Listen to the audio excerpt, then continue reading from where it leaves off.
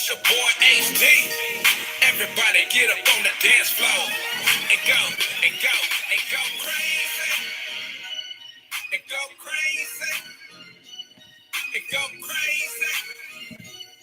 And go crazy. Go, go, go, go, go, go crazy. Go, go, go, go, go crazy. Go, go, go, go, go crazy. All the way from the old to LA. Go crazy like a dum-dum. Eastside homeboy, where I come from. Dance on the floor till you go numb. No fighting, no hating, no red rum. This is O City. All the way to the bay, hit the bass, feel me. Catch a case cause it's beating up your Chevy. Got you moving side to side, getting all sweaty. Make it work it, work it, work it out.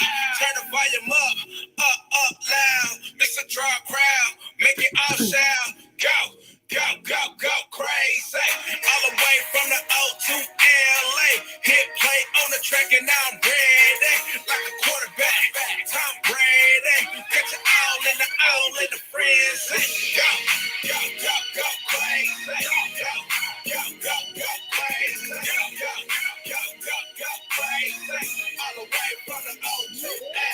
Go, go, go, go, go, go crazy. Go, go, go, go, go crazy. Go, go, go, go, go crazy. All the way from the O to LA. The love us. We heard the buzz and turned the club up. They tear the rugs up soon as we turn the subs up.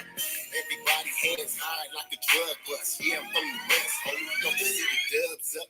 Baptize them on the spot, fill the tubs up. My fraternize with the flocks, tell them fill the cups up. The show though, original, the type is proto. I go.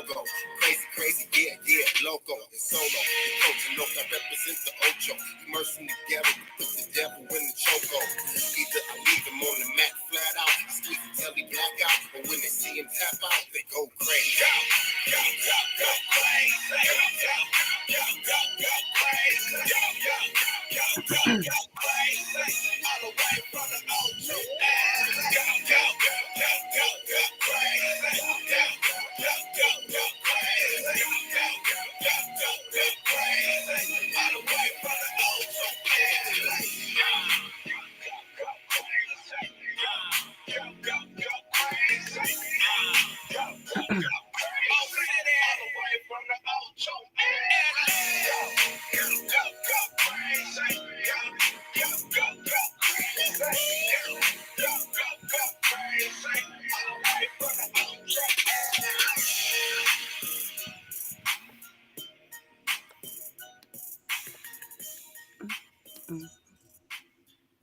What's going on, fam? Hey, y'all. It is Tuesday. It is 8:04, and it is time for another Scoop Show. We are so glad you have decided to slide on in here and have a few minutes of good conversation with Win and Q, okay? Because we've got an amazing agenda set up for you guys. We've got some thought-provoking questions. I don't know where Win has been or where the people been because I kind of ducked off this last week and I've just been at the timeline. But when I got this week's the lineup, I said, what is going on? You know, I'm not mad at it, but you know, it was very interesting. So I'm excited for tonight's show for real. Quite a well-rounded situation we've got going on. So I'm here for it. So stay tuned for sure throughout Hot Topics and our main topic, second half of the show. So yeah, if you are new here, welcome again. Go ahead and get comfortable. And while you do that, go ahead and in the comment section, drop your city and state. Did I say section or section? Section. Drop your city and state for us, please, and let us know where you are repping from. We do enjoy knowing just how far and wide our voices like to carry from week to week. So that's a good way for us to know where you all are tuning in from. While you're there, if you would, please hit that share button. Send us on over to the crew, okay? Go ahead and post where all the cool people are on your timeline and let them know that the scoop is live and we are ready to get it in, okay, with another great show. And we would love for them to join us, okay? So go on, when you hit that share button, go on and take a few seconds to put a little comment. Hey, y'all. tap in, go on, let them know. Don't just blindly share the link. I mean, I'm happy for the shares. Like, I'm not gonna be too picky, but we wanna welcome the people in. So let them know, hey y'all, tap in. It's going down. Going down. And boom, that's all I'm asking. If you would be so kind. Because we want your people to become our people. And that's the easiest way for you to do it. Go on and make it easy for them and send them that good old link. All right. And we also understand because school is back in session for just about everybody. Okay. It's coming on around the bend. We're almost there. Yeah, I know. Y'all got a while. I don't know what's going on with me.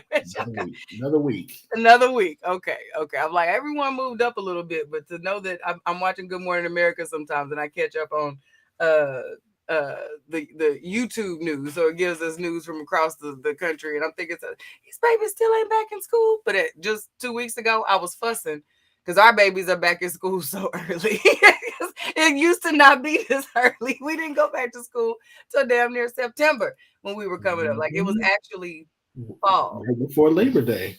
Yeah, it was like right before Labor. Yeah, actually fall when we went back to school. Now fall is just the cute area that we say we sending the kids back to school in. Anyway, I say all that to say, if you are in prep mode for getting ready to go back to school, you going to work, you got things to do, you can't sit here tapped into the scoop the entire time, that's okay. We got you, because we out here in these replay streets. We are out here in these social media streets. We got you. So we invite you to go ahead and tap in. Okay, go ahead and swipe on the screen. Make the screenshot of this one right here. So after the show, you can go in and tap all the bells and whistles and notifications and things so that you never miss a replay. So you can follow us on YouTube at The Scoop Show, on Facebook at Real Scoop Show, on SoundCloud at The Scoop Show, and on Instagram at The Scoop Radio Show. Did y'all catch that? If you can't always sit down and watch us, you can listen to us, whether you're working out, you're at work, you're driving, whatever the case may be. You can lock in on SoundCloud and you can listen to us where you catch your other podcast right there on SoundCloud. Y'all, I love it. Options, people. Options. So tap in with us on all your social media sites and things.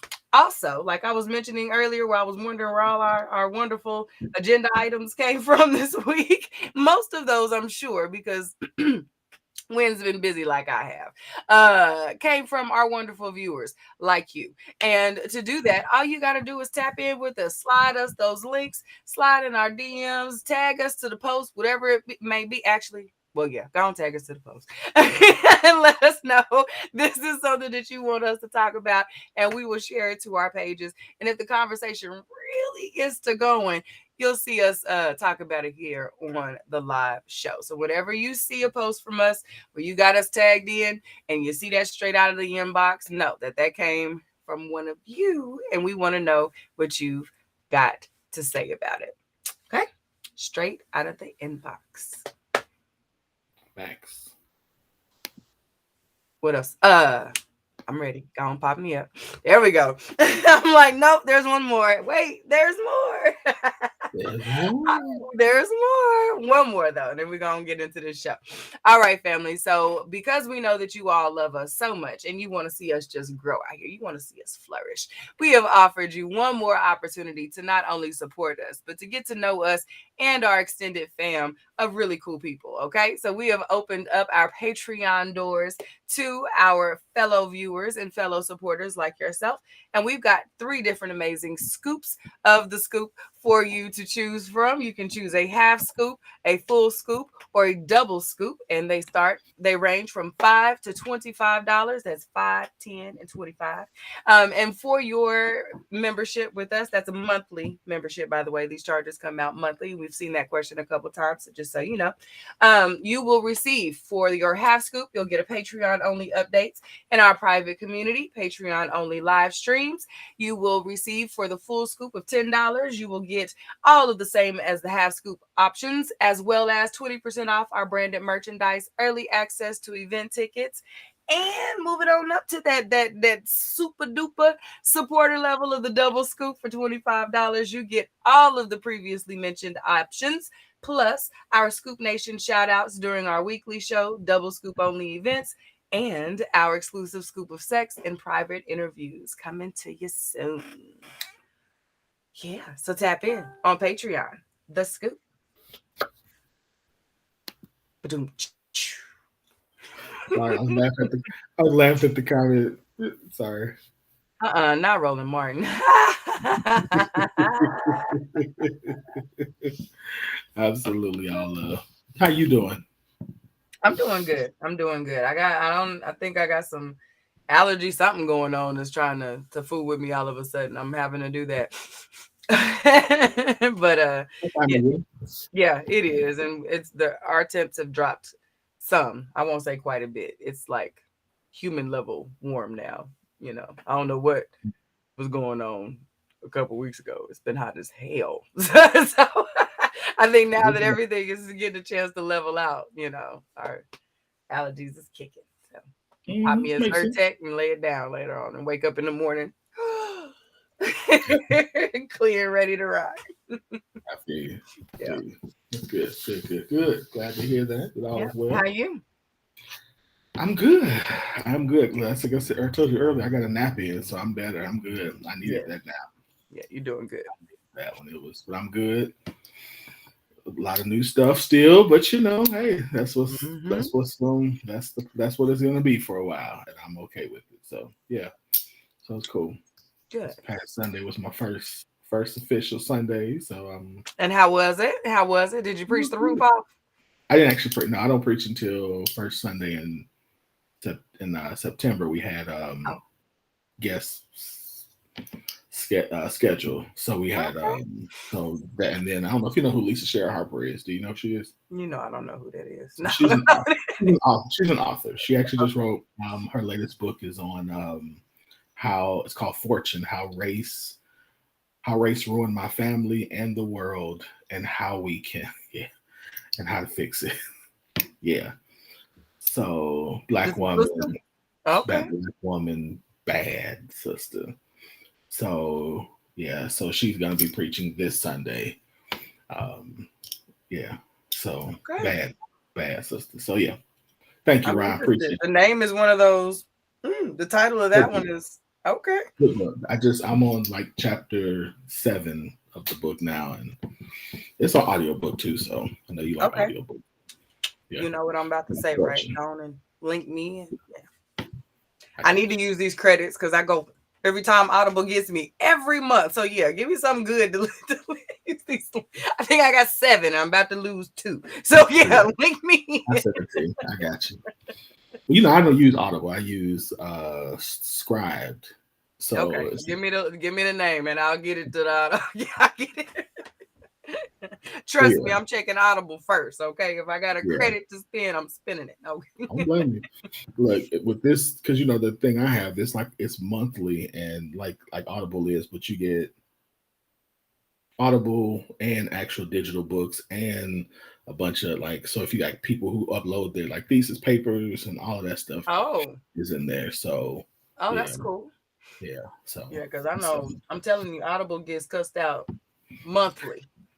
Every time that notification comes through, I'm acting a fool. I believe it.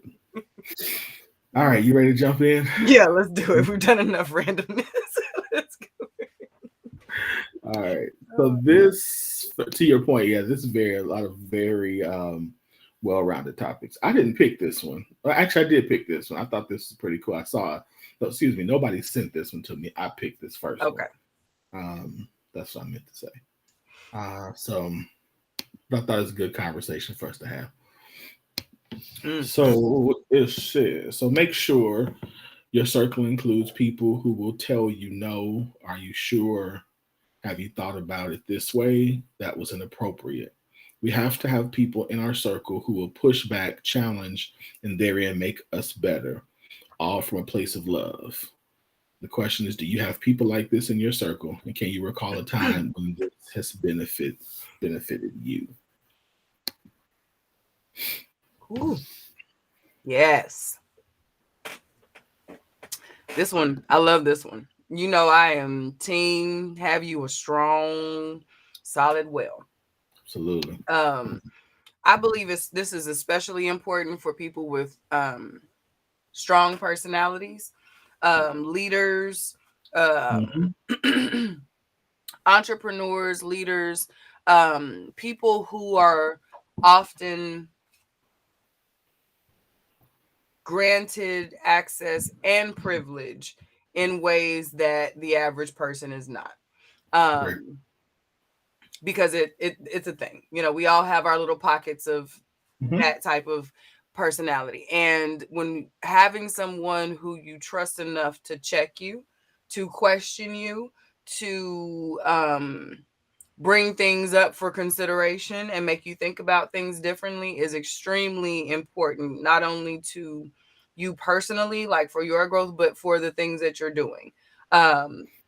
Being able to take criticism and be able to roll with it and adjust and apply it is so valuable. And you can tell when people have a group or a circle, a support system around them. It doesn't stop them from being human, but the way they show up when they have been human is often very different than those folks who are reluctant to to receive that feedback and actually absorb it, but they just react to it. And all right, I'm sorry, you know, you can tell when someone hasn't received good counsel and when they're just trying to stop talking about a thing or let's move on. You know what I mean? You can see how they respond to a thing is big. How has this benefited me? Oh, many, many, many times. Woo, child. I know. Especially like specifically while doing this show.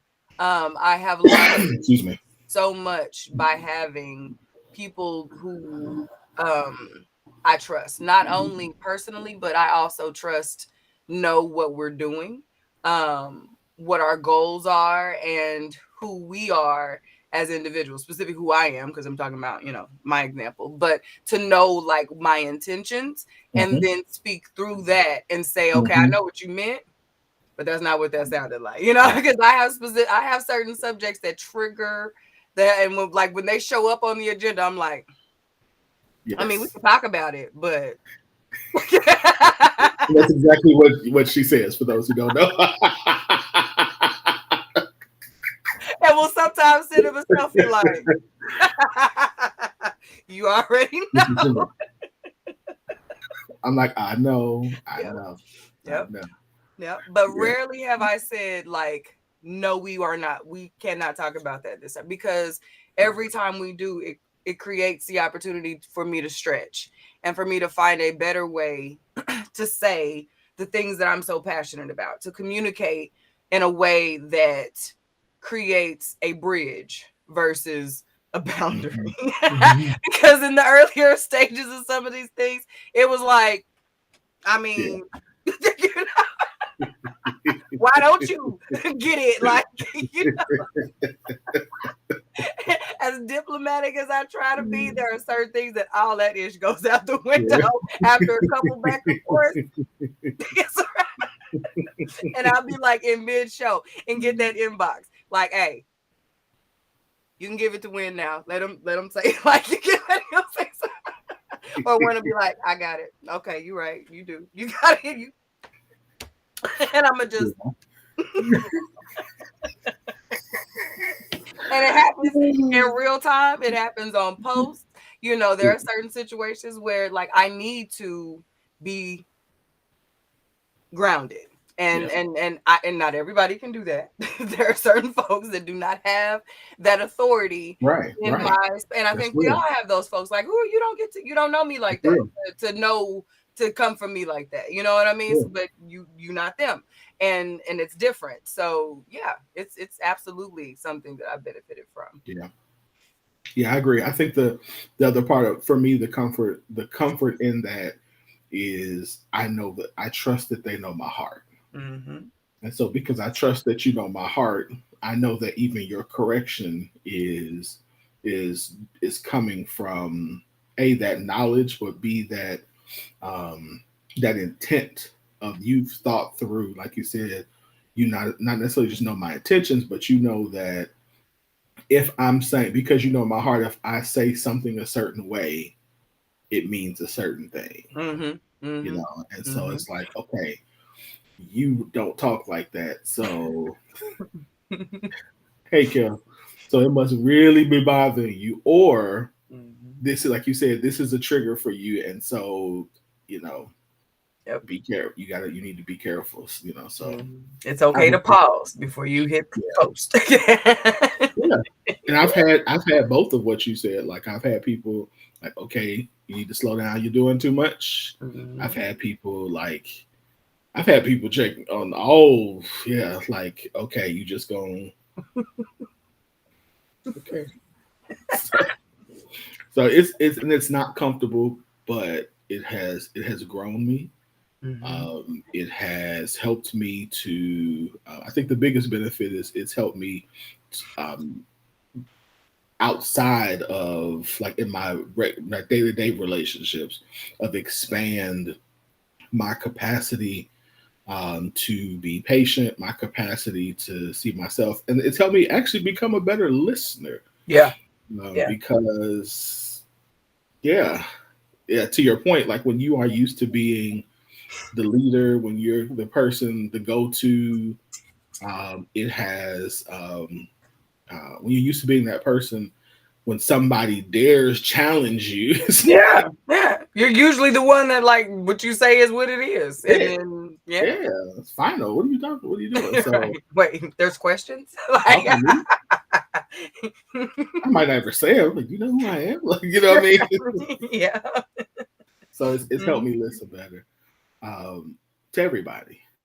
So I think that's for me is a big. I think, and even when I thought about this also like in the context of relationship, like how this has been beneficial in my relationships because even with like before it's this I don't get, like, for me it was like, okay, every place else I am this person, and here you don't let me just get away with stuff. Yeah.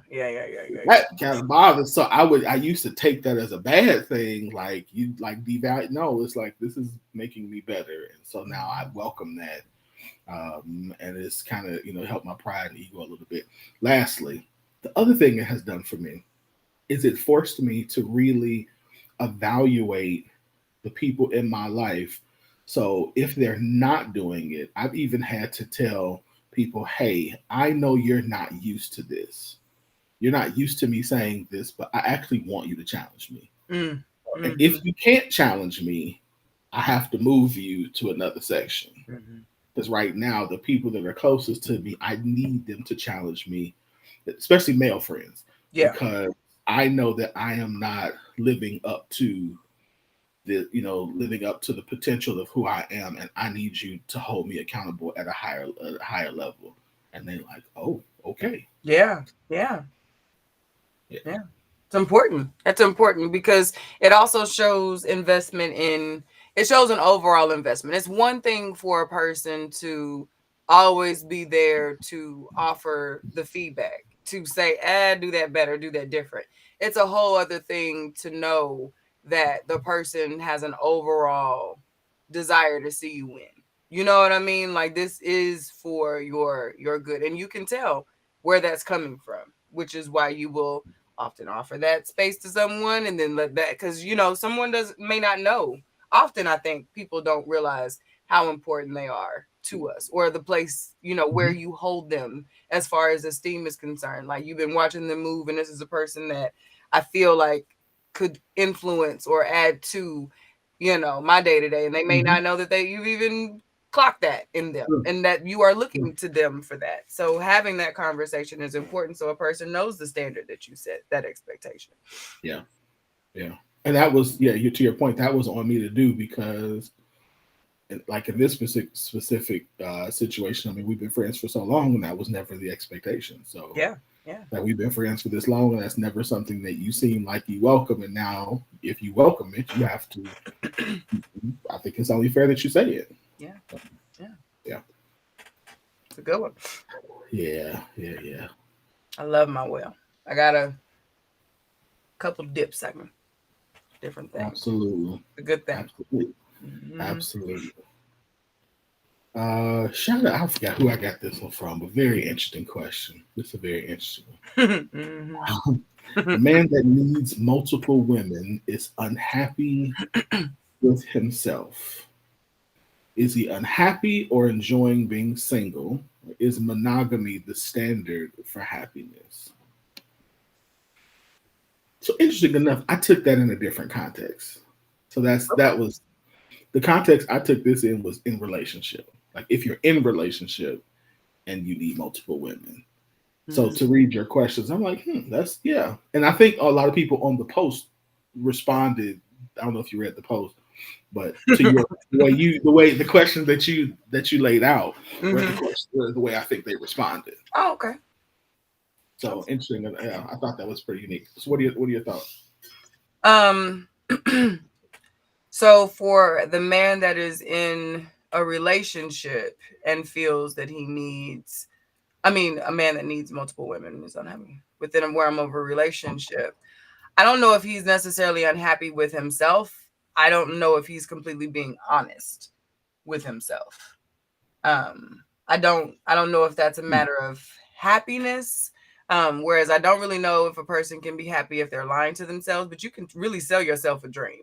And you still gonna get what you need, regardless of your intentions, is what I've Mhm. learned. Humans go human.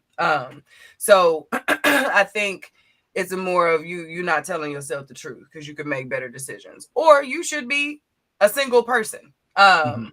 You know what I mean? So that is one of those, like, because why go through that rigmarole of having a relationship if you prefer the single life? Single, yeah. That's what put me to the better. You're not being honest about something.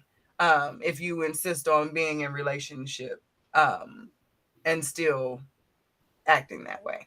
Right. Um, is he unhappy or enjoying being single? I think culturally, like, or even societally, like, we have the expectation of going through the milestones of a certain, you have your 20s, a little bit sometimes into your 30s. If you're doing real good in life, like if you're successful and killing it and making a good amount of money, people expect men to play Wow. around mid Hmm. 30s. It's okay. You know Hmm. what I mean? Live it up, bro. Right.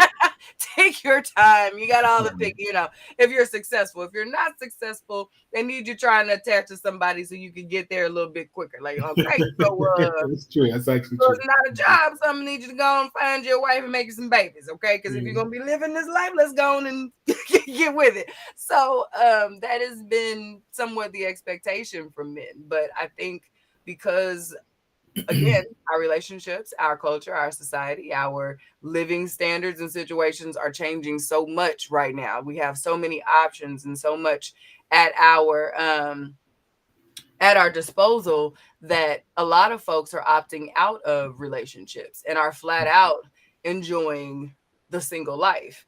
Um, Again, for me, all of these, for even this question, resorts back to a matter of honesty, because if this person is single and honest with the multiple women that he is engaging with, I say go forth and be free, my good man.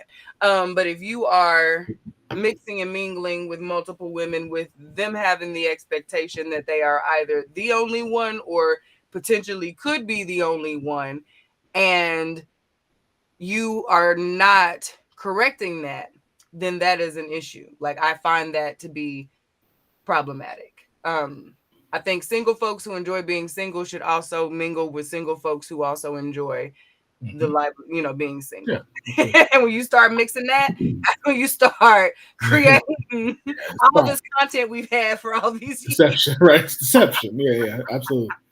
No, Yeah. and I think the part that you hit on earlier that I'm with is I think a lot of it is there is a cultural dynamic to it because the expectation of our culture has in our current culture is one man and one woman. Mhm. Then anything outside of that we say is wrong or so but you have to think about okay so in the cultures even currently in other countries or in other parts of our culture where it's acceptable to have multiple wives Mhm. then are we saying that he's unhappy or are we saying that they're just going with whatever the cultural norm is for that part of society. So I don't know. I think here's the other part that I was thinking through was when we're saying that he needs multiple women, um, even in the context of singleness, like it's okay for men to have multiple friends that are women. So if I have my, I have my female friends that are, that I consult with on business, and that's where our relationship is. And then the ones that I date, and like you said, they know what we're doing. Then that doesn't necessarily mean that I'm unhappy with myself. That could just mean that I have yet to find a person who I can get with on all of those levels. And so I don't know if that's unhappy with myself, but maybe it's unhappy with, the fact that I can't get all of these things, or I just haven't found somebody that I can get all of those things through. So I don't know if it's unhappy, but I do think, excuse me, again, back to the context that I originally read it in, if I have made the decision to be married to a woman in a relationship, and we have decided that the type of relationship we're having where it's just me and her, that's the decision that we have made and agreed to, and then I step out again. Am I saying I am unhappy with myself? Maybe. Or I am just unhappy with the person who I've chosen at this phase, and now I need to make it some excuse me. So again, that's why I was like, I'm really interested in how people responded to that question, because I don't know, because I do think there is a space to say as a man, like there's legitimately, we can actually say that there are women out there who are doing the thing, who are loving, treating, partnering well. Yeah. And there are men who will still cheat. True. So we have to be honest and admit that. But I think to say that is the case all the time would be unfair, because I don't think that's real at all. I think the reality is that there's, just like there are men who do relationships bad, sometimes there are women who are doing relationships really bad too. So I have a quick question from something that you said. So you mentioned that a man can sometimes have, say, a group of or a few women who he talks about business or certain things with, and the other things, but you mentioned that, and then you mentioned that possibly because you have not found the one woman that you can have all those conversations with. As a man, do you feel that after you have found that woman that can also have those conversations with you, do you now stop having those conversations with those women that were at one point wise counsel for you, or does your woman become the primary point of that contact and conversation, and then if there are other points or an additional brainstorm session or whatever, then those women are still included in that? I'll say for this man that I have, that they become, like, first of all, I think it takes time for the woman to become that person. Like, I don't think that you get in a relationship and all of a sudden now all of this stuff is done, because even if you can't have those conversations, that's too much. And let's use me for example, since I'm answering for myself. You, me, for example, me and Kels have 10 plus years of doing business with and together.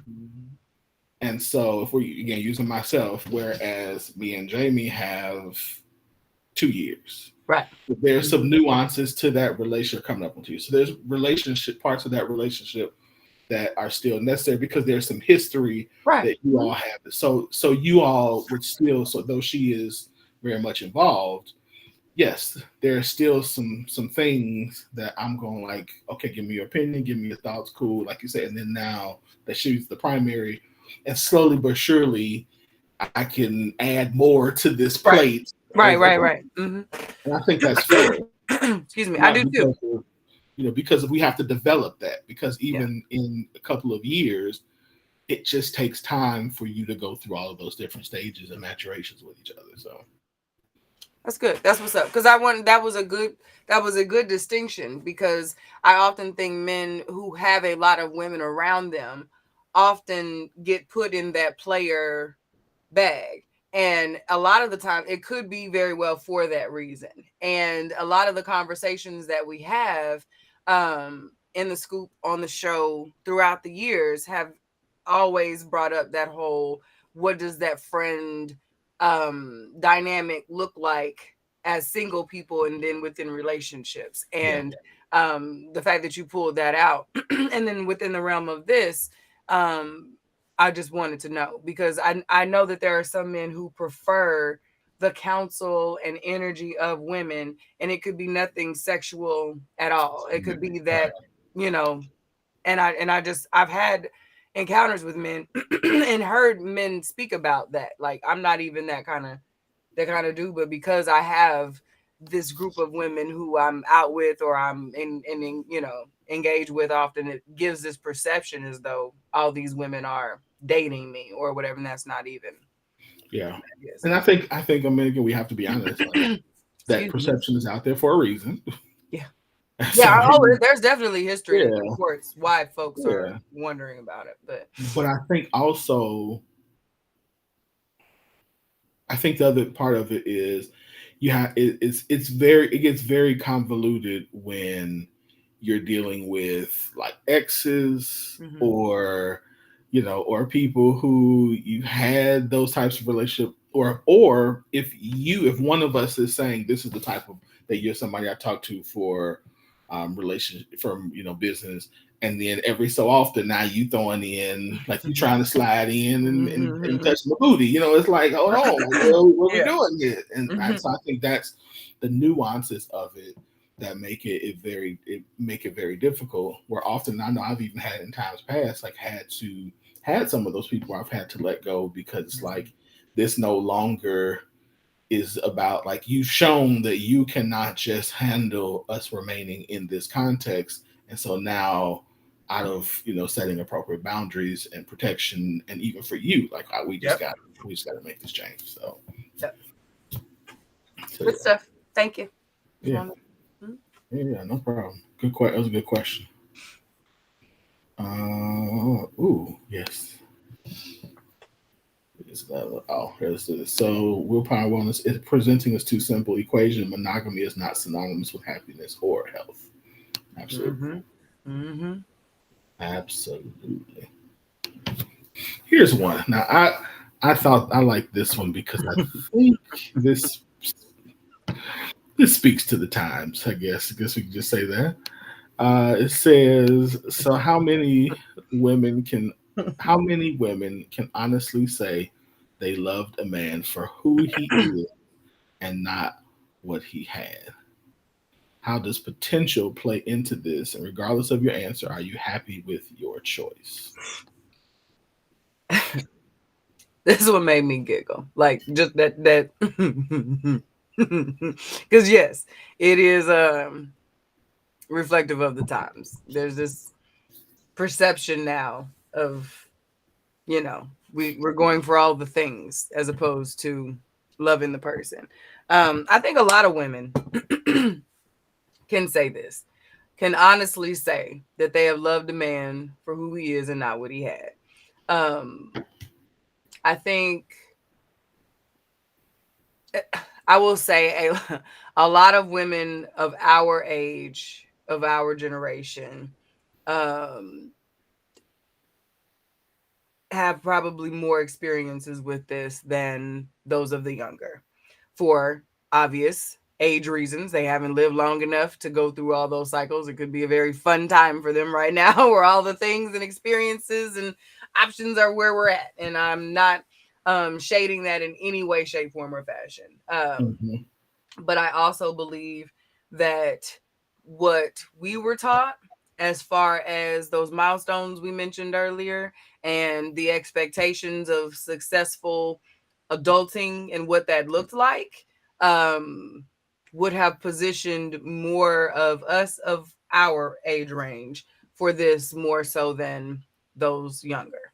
For sure. I know lots of us got married young when nobody had nothing. It wasn't nothing for nobody to have. So it wasn't and that's why it took me a minute to come up with our follow-ups for this, because I was first found it comical. But then I had to think, like, how do we come at this from a thoughtful perspective? And I thought, well, like most folks, when you meet someone and you fall in love, you have an idea of where we are now and where we could be, me, you, and us together. So while our intention may not have been for what he had, it very well could have been what we could have together, or what he could possibly add to our lives at a later date if we were to be in relationship.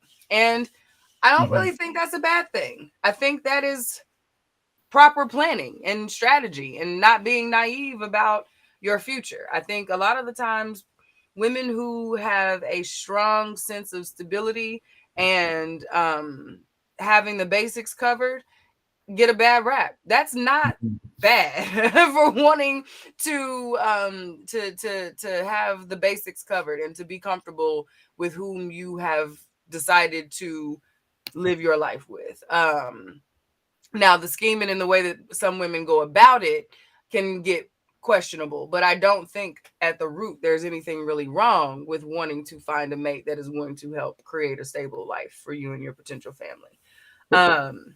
Regardless of your answer, are you happy with your choice? I'm going to say yes. I think we all go through our experiences, whether they be good, bad, or otherwise, as learning experiences and as ways to grow and learn about yourself and others. And I have loved and I have lost and I've lived and I've learned and I have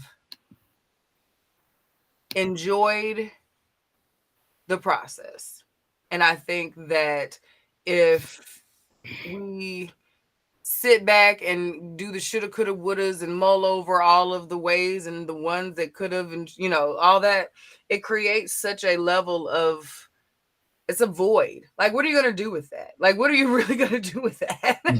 So, you really got to have to just own your ish and make good sound choices based on your next moves. You know what I mean? But I think this one is very generational at the root. I think it's generational. Yeah. Yeah. Generational sensitive. Generational sensitive. Is this Kales? Hey, sis. It was for me that let me know who I was. Yeah. Oh, that was the yell. I thought it was this thing. Okay. No, that was that's clear. Kill my sis, I know it. Yeah, that's why I just started laughing. So I think there is a level of maturity that this you evolve into that. And I can see it being more generational. Because I think our age group was probably the last of Love Is Enough. Yep. And so I'm okay with that. I think where I am, because when I posted the meme, I also posted the question: if it wasn't for his stuff, what was it about him that you loved?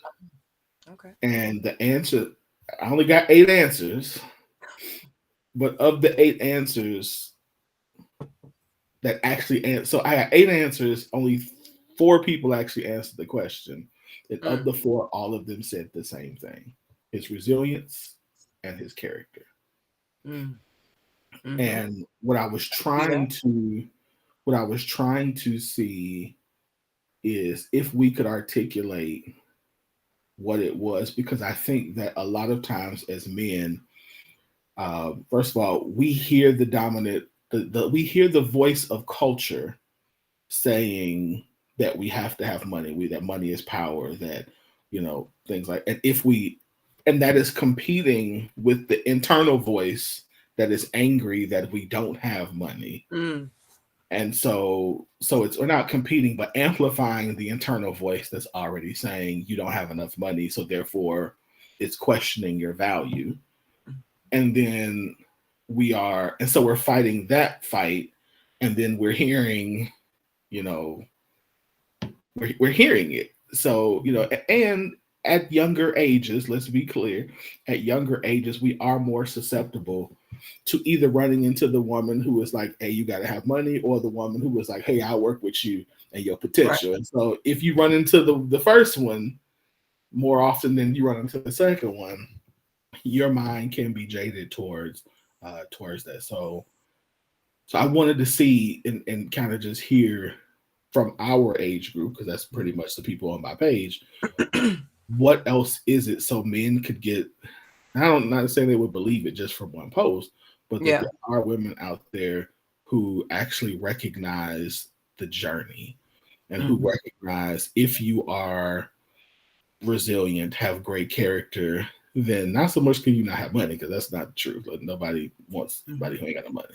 But there's a balance to this of we value you for more than just your financial contributions to the world and to the family. Yeah. Those, so, I think you also have to, or not you specifically, but those who were or who are looking to these types of conversations to add that level of reassurance. You have to remember that by and large, there is a difference in the women who are responding and engaging on these conversations. The same way there is a lot of different levels to the men who are engaging and participating on these posts. A lot of the times women, and that, which is why I asked the follow-up question about, are you okay with your choices? Because many of us have stories of loving, the man who didn't have anything, and the potential in the man. And when you really get through all of that, would have character and resilience as their reasoning, because that's that I was in the trenches with you. I saw you go up against some hard knocks and bounce back.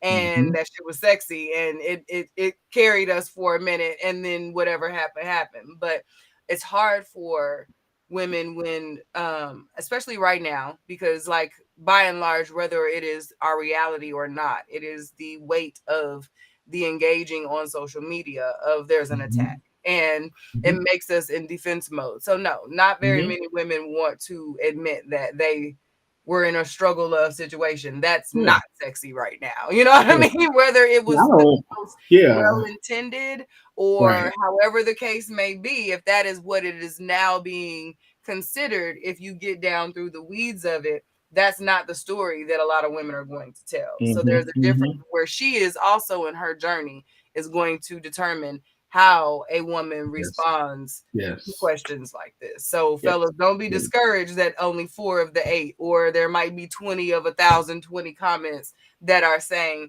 we support you, we see you, we understand. It's his character, it's his hustle, it's his ability to keep trying, all of those things. Like, women don't have struggle love for eons at a time, like for their whole 20s and half of their 30s and got 5 babies, because, it just happened. There was something that had homie locked in, and that's my man. You know what I mean? And she just might not be at the position to own that, to see the beauty in that, because it might still have some bruises, some fresh bruises. Exactly. So, like our friend who says she done enough.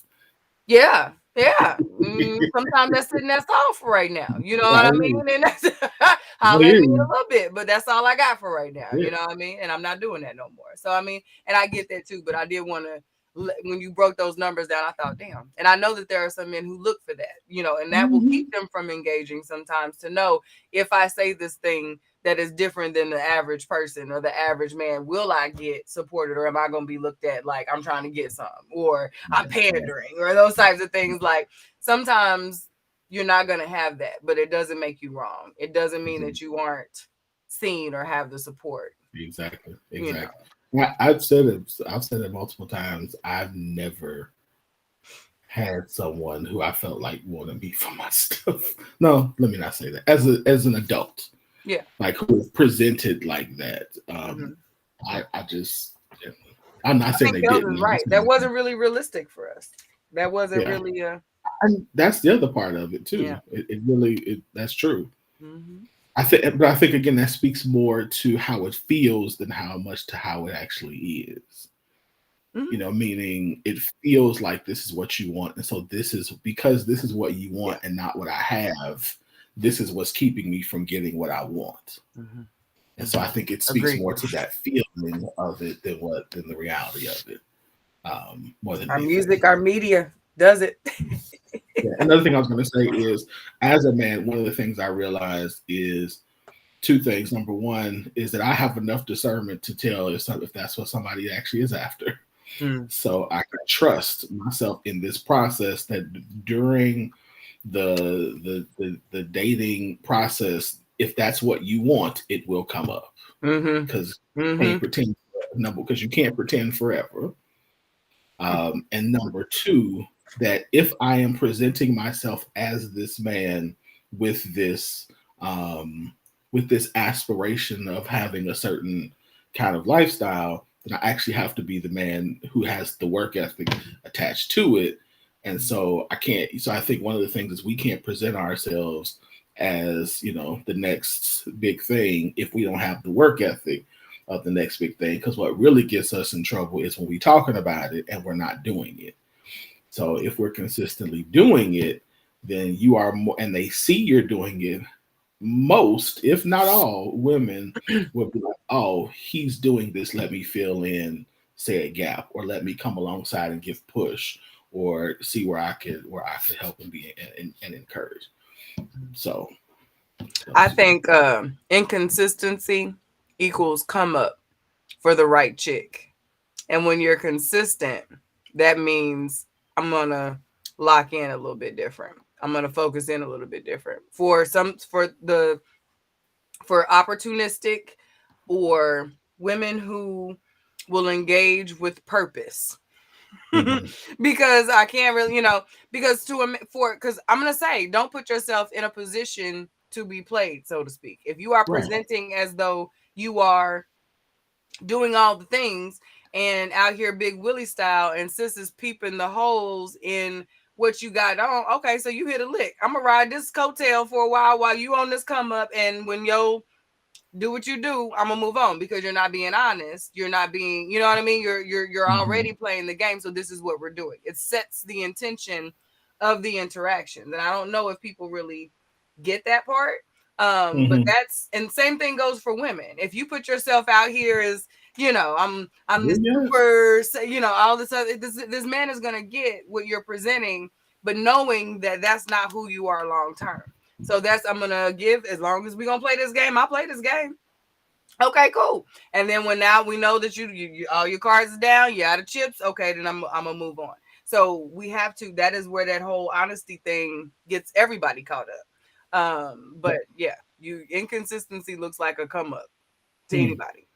So you want long term, you want concrete, you got to get consistent about that. Yeah, that's good. That's good. All right.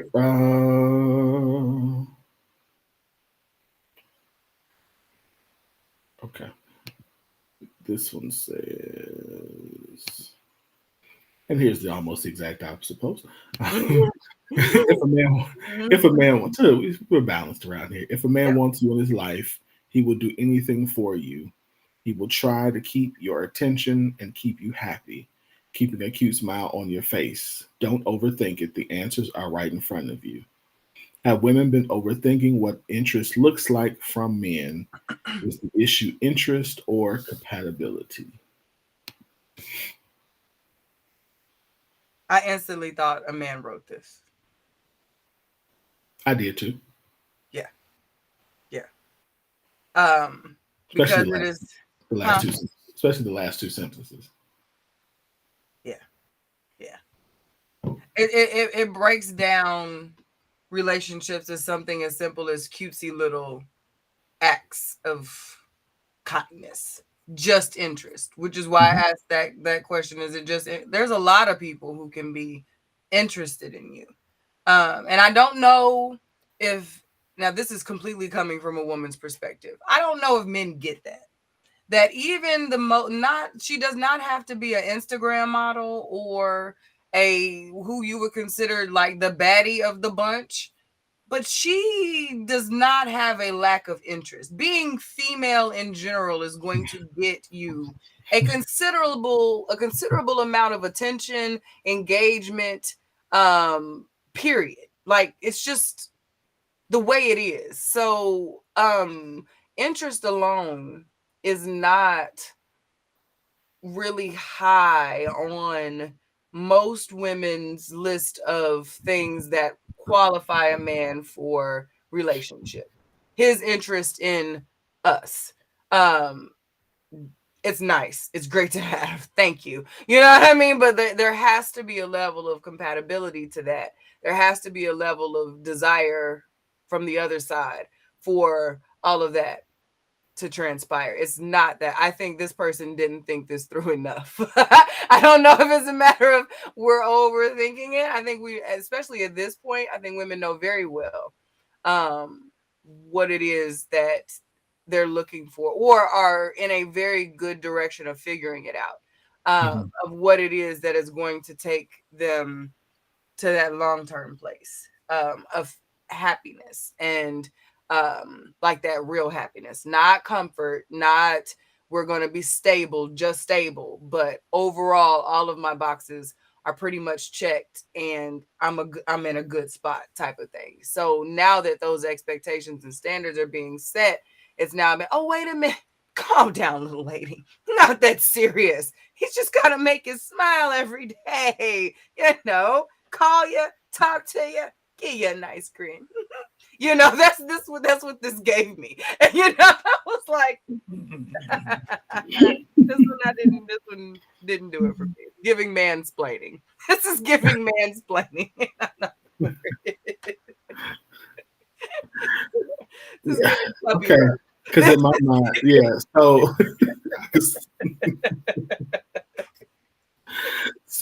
I read this contextually, like in the dating, like the initial dating phase.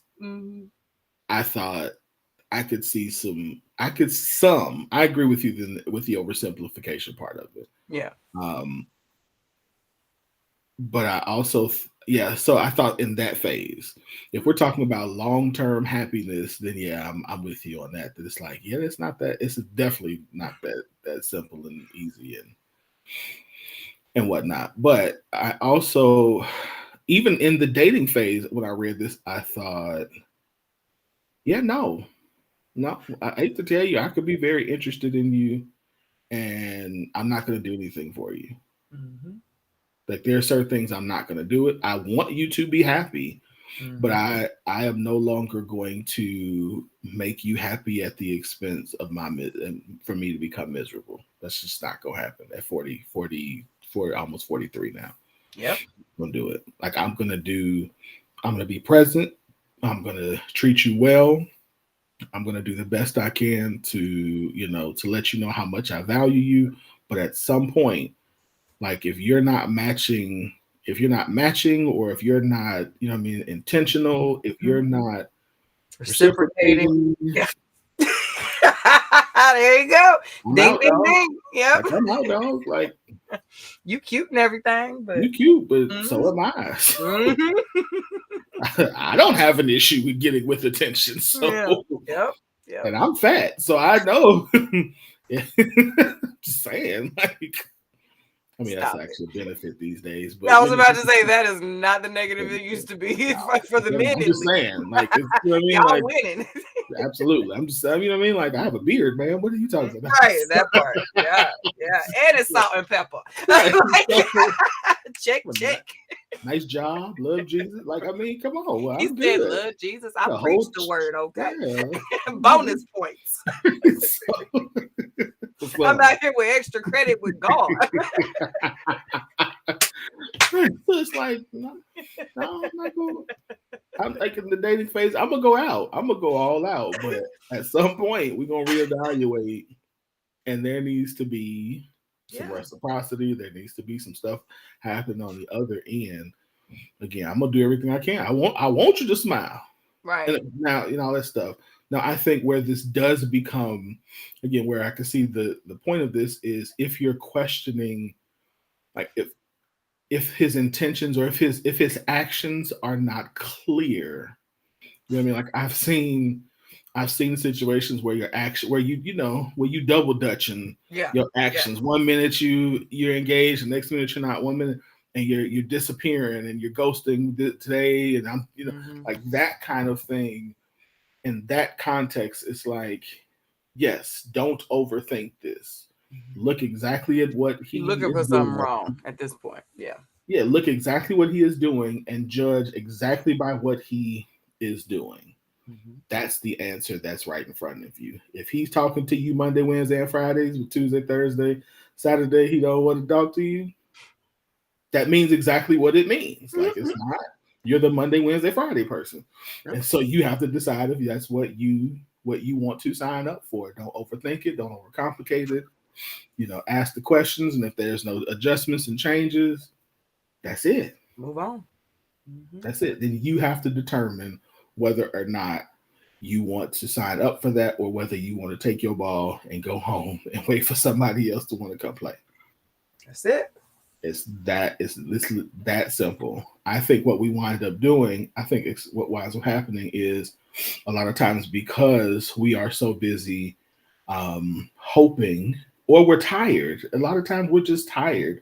We're tired of going, like, dating at times. There's seasons where dating sucks. Yeah, I've heard. So, like, you don't want to be out there anymore. And so you like, well, let me just, or if, like myself, like I know even post-divorce, like there was, okay, let me exhaust every possibility.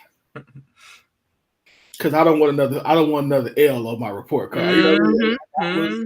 There was a time when I felt like that. Now I'm like, no, that's the purpose of dating. Like, we're not trying to win everything. We just need one. That's it. So we can strike out the rest of them, but I just need one home run, and then we keep that one home. We keep that one. Yeah. So, but it's you get tired of the hope of getting your expectations up and letting down and up and let down and up and down. And so I could understand why someone would continue to hold on and wait and guess, because the last relationship you might have felt like I moved too fast and didn't give them an opportunity. Yep. So this time, let me trying to correct the thing which is something that we say you're supposed to do. Yeah, but we overcorrect. We overcorrect. Yeah. Yeah. Yeah. So that's good. But yeah, it is what it is. Yeah, we were able to get through that rabbit hole on that one, because that one was.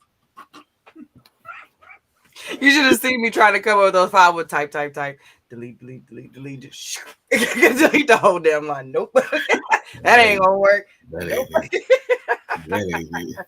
The second one was, "Is this for real?" Like, I at one point typed that out. Is this for real?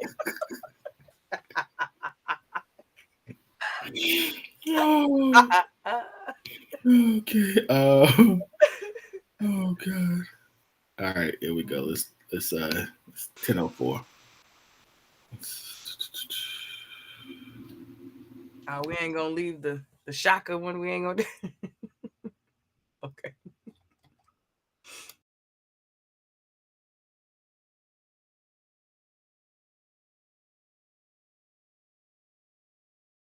Hey sugars, have you heard about the Blocked and Beautiful Braid Balm from Elegance by Design?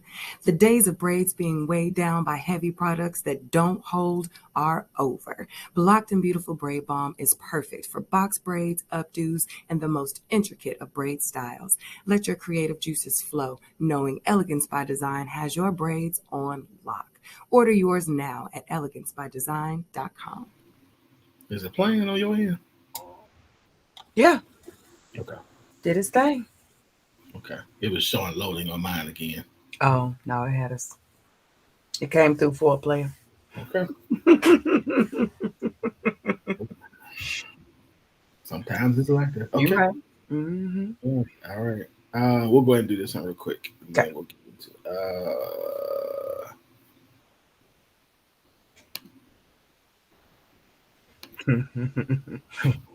Most women are not looking for a man to take care of them anymore. They're just looking for a man have to take care of? Agree or disagree? What does this mean to take care of someone?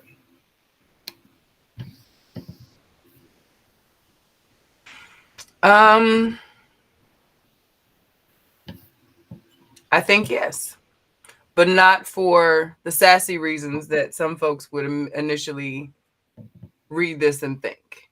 I think women have evolved from the space of wanting to be kept in the way that we used to, or the need to be kept. Whereas we are keeping ourselves quite well, actually. So that is not the push that it used to be for us to mate up with somebody, to link up with someone. So when they go to look for a mate, actually for a while, it felt as though the tables had turned, and the expectation was for the women to become the primary take care ofers. And for a while there, I could see where folks kind of felt that. But I don't really know if this particular meme should have to mean that. I think the way that our relationships have evolved, I think women, while the financial part of it is huge, I think women no longer want to carry that emotional burden of the taking care of men who are not also taking care of themselves. There is an additional level of care that comes with a man who has not done his work from a maturity, from an emotional perspective, from a social awareness perspective, like all of those things that can help complement and add to a relationship, are now more of an expectation than just you bring a check, but you don't have to have any other level of effort to any of those other things. Now there is a different level of requirement. So no, she's not.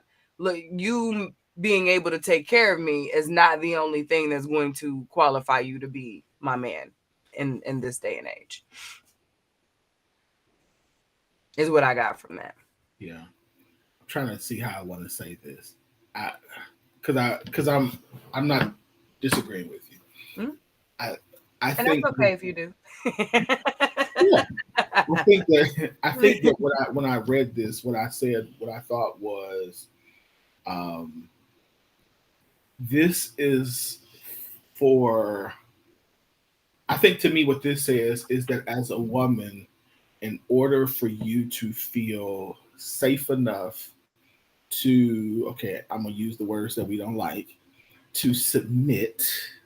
I'm fine with submit. To the leadership of said man, that you don't, it's not enough to just show up with money. Mm-hmm. Or even if you do show up with, well, if you don't have the money, like we talked about earlier, there are other things that are just as valuable. That if you don't have money, again, like talk about the consistency of the planning, the putting things that are necessary in order for you to feel like this is a man who I can follow. Yep. A plan I can get with. So I think so. When I posted this, I actually think I said I disagree with this because I do think that women are looking for a man to take care of them. I think that they're looking, but I think it's more than just financial. I think that it's all the other areas as well. Mm-hmm. I think, and it doesn't mean that as a man I have to have all the answers or know all the things. It just means that there's just a level of maturity that I have to have in the things that I don't really know. Right. I think I'm going to speak for Winfred Burns II.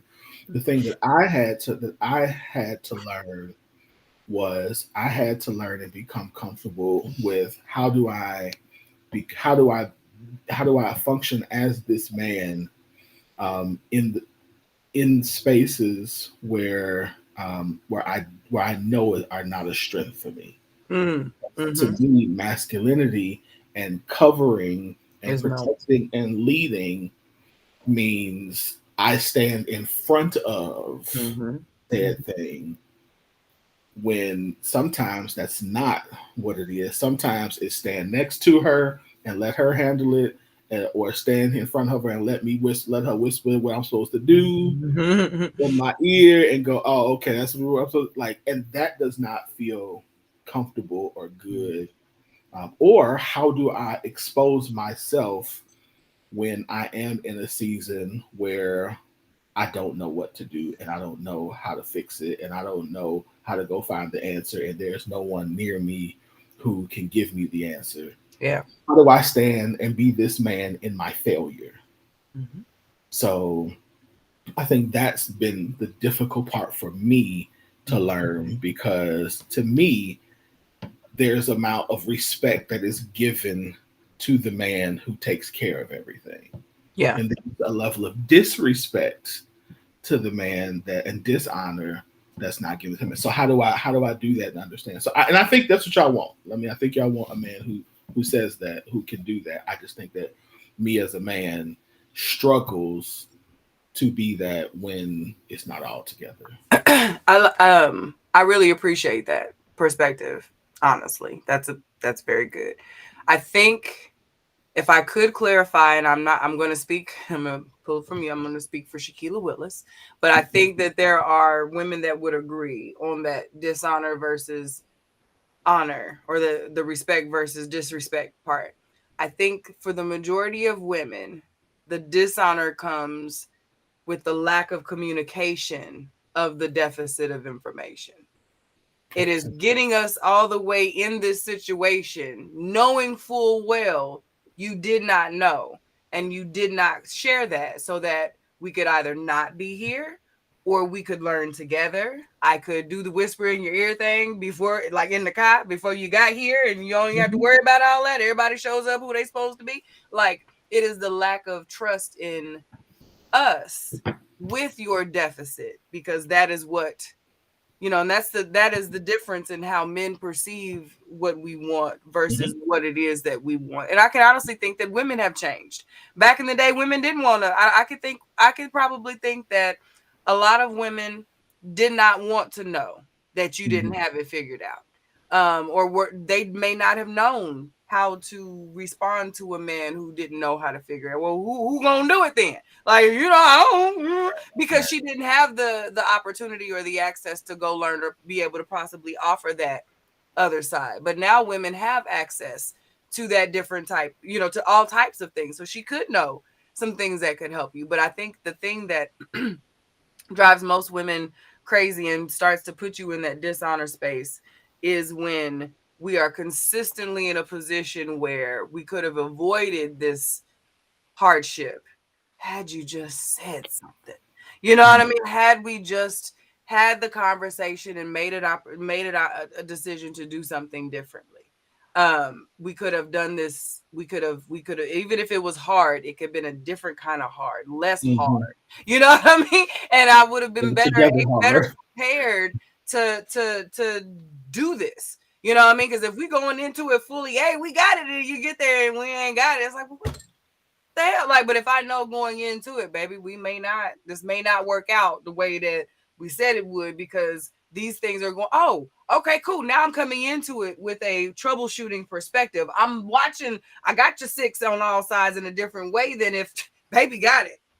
I'm back here scrolling and shit, because, I ain't got to pay attention to what the people saying. You know what I mean? And then wait, well, they said we can't have now you got to run it back. That's a different me, because now I got to move different than if you had prepared me for, well, as your partner, you prepare me for this thing that regardless of who's in the front, we both gonna have to go through this thing.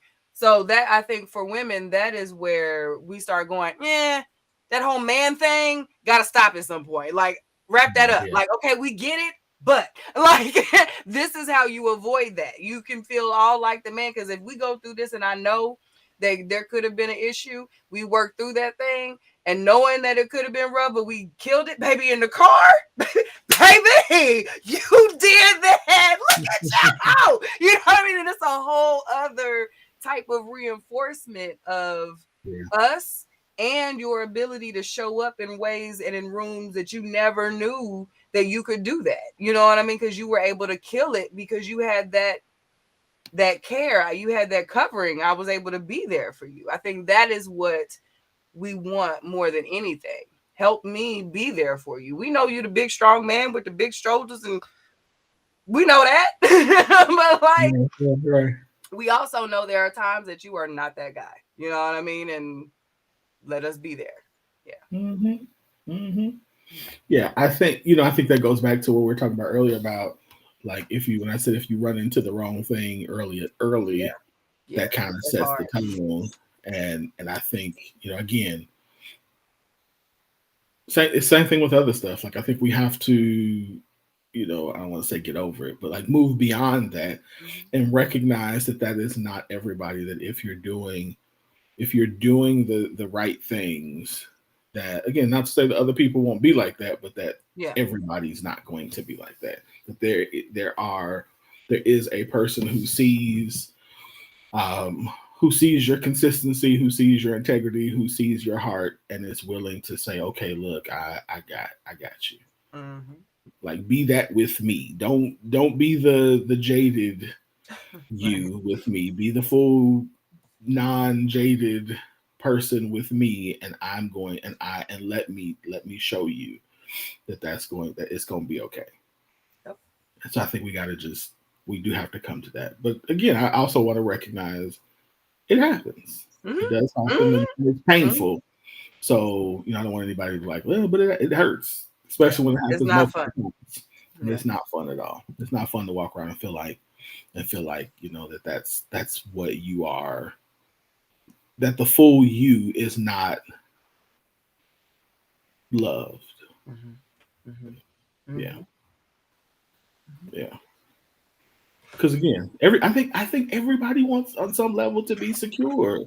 Like when we say take care of, to me that's the level of security. And I think we all want that. I think we all deserve it on some level. And that doesn't necessarily even mean like marriage or excuse me. But deserves yes people in our lives who care for us. I don't think that's asking too much. No, we thrive better when we know that we belong to someone, to something, when there is someone that cares. Failure to thrive is a real thing. It's huge in babies, but I absolutely believe that it is something that can happen with adults over time. If we go through so much with trying to just get love, it is something that we need. I don't care what you say. I don't care how many quotes you post and how hard you rock your neck at me. I'm good. I'm me. Okay.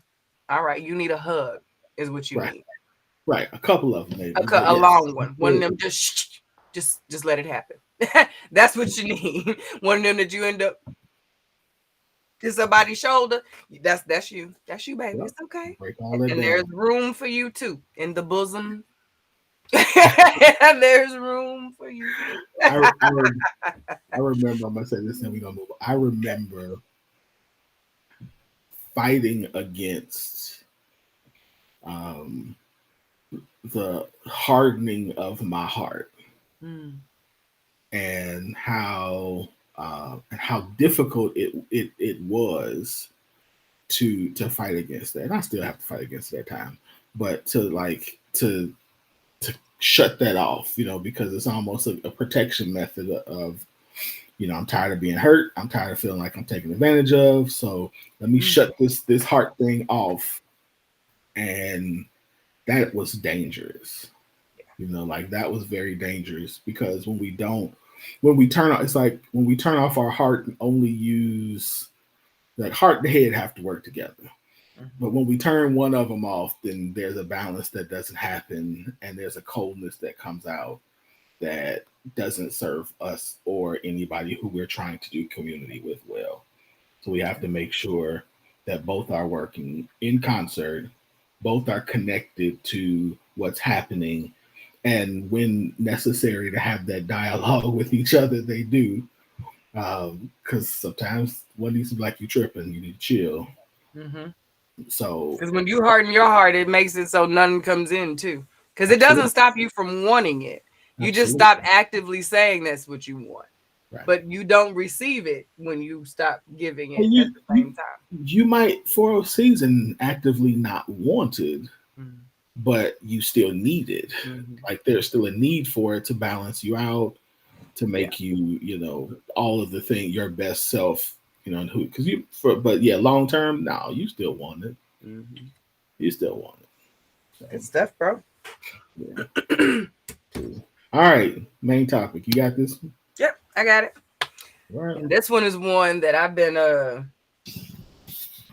my baby is 19, y'all. So, this one hits me good. So this is one we're talking about. Throughout tonight's show, we've actually done a couple references to the generations and what we were taught versus how it's changing and how things are so different. We called ourselves the last ones of the love is enough generation. Definitely. So considering that quite a few of us have children who are at this stage of life, or we have loved on, become parental figures of young people who are in this stage of life. We're going to discuss some advice tonight. We are going to discuss how wise is this counsel that is now seeming to kind of catch a little wildfire. It is definitely trending, so to speak, for the move for young people to make. So this post is: stop wasting your 20s trying to find love. Go get rich. Is this good advice for young adults today? And what would you add or remove? Yeah. Bro? No, I don't. So I don't think this is completely good. Let me say that. All right. I don't think it's completely. I don't think this is completely good for. Okay, so first of all, let me say statistically, currently, the longer a person waits, I knew that was too full. I just took the top off of that. I knew that was too full, but go ahead. the longer a person waits, specifically a woman, the more difficult it is for her to find love. So I have seen where ladies who spent their 20s, college years and 20s focusing on the bag, when they get to their mid 30s, are like, where the men at? Where they at? Yeah, anybody date where they at? So I don't necessarily think that's true. Now we also know statistically,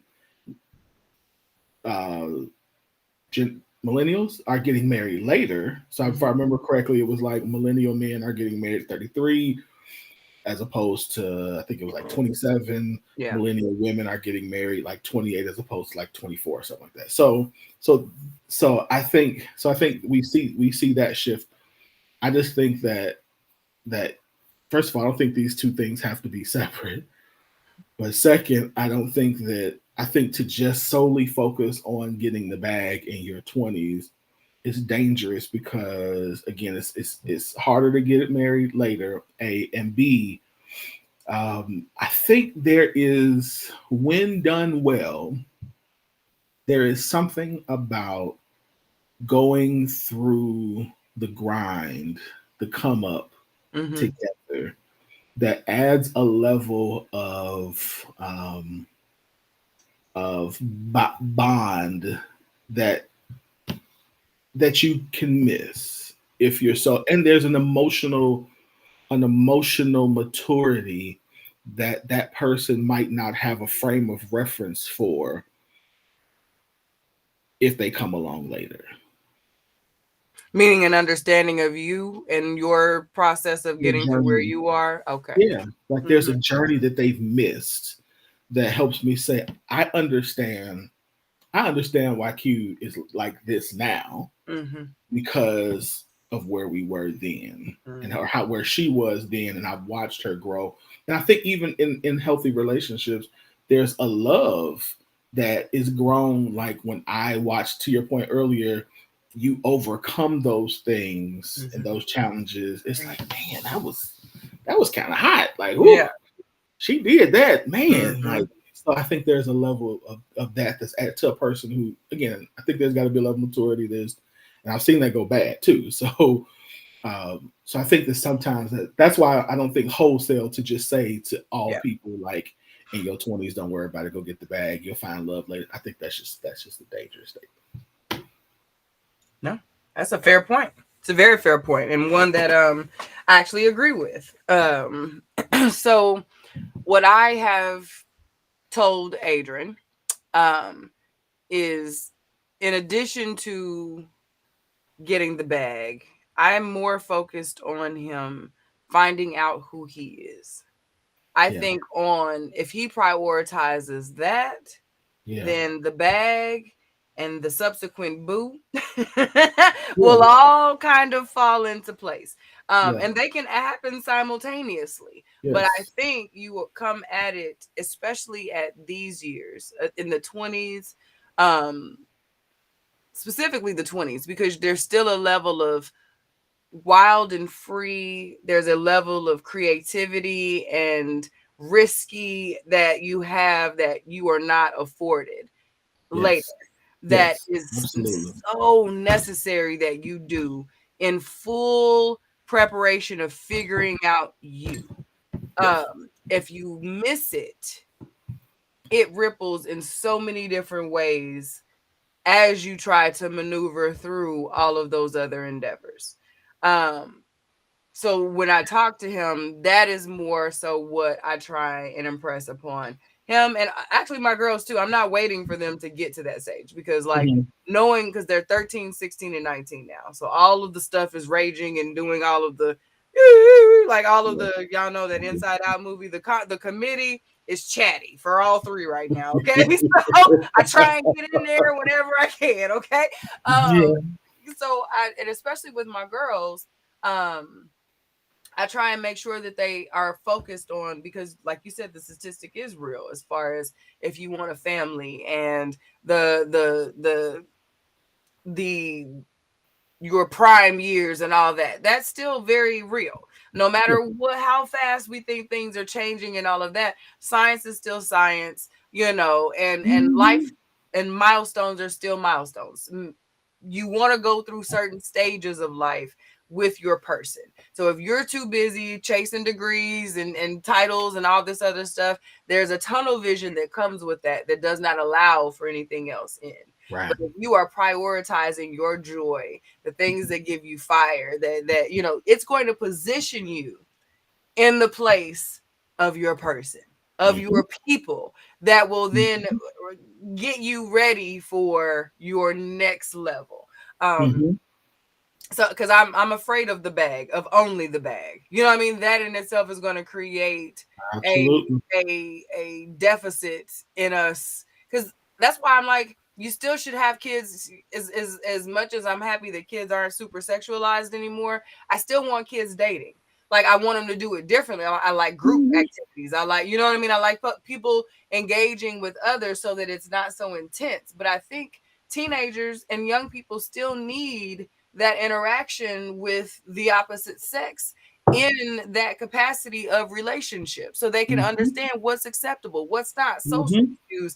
How does this really, if you're sitting only with your crew of homies that sit and play anime and and watch out, like, you're only going to do those things. And if you're only sitting with your girls who gab and gush about all of the wonderful stuff, like, bro, like, no, he's not going to be interested in that. Like, so you've got to be able to get in there and figure it out, but you got to do that with the purpose of you at the core during those times, because you're gonna have to, it'll be more beneficial overall if you can transition into the selfless stages after you've actually been selfish and figured out what that is, because that gets old after a while. There's certain things you'd be like, okay, I've done it, I wonder what that's like with somebody else, or what that feels like to do it for somebody else instead.